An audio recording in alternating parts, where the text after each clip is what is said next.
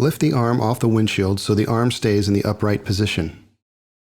If you have not removed your wiper blade, please see wiper removal video first. Locate the connector labeled A1 and connector cover labeled C3 from the package and keep close by. To remove the current connector, pull both sides apart and raise the cover by pushing down on the inside tab. Light force may be necessary to push the tab down. Once the connector lid is open, squeeze the base of the connector to release the cover and pull away. To install your new connector, labeled A1, align the connector over the wiper base with the notch on top facing forward and snap into place.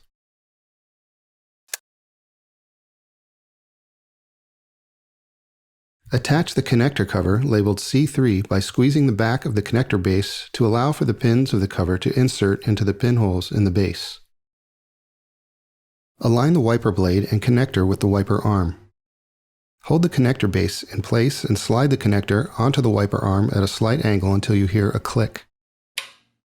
If your vehicle arm has two side tabs, ensure the connector is installed between them. Close the connector cover and you will hear a second click.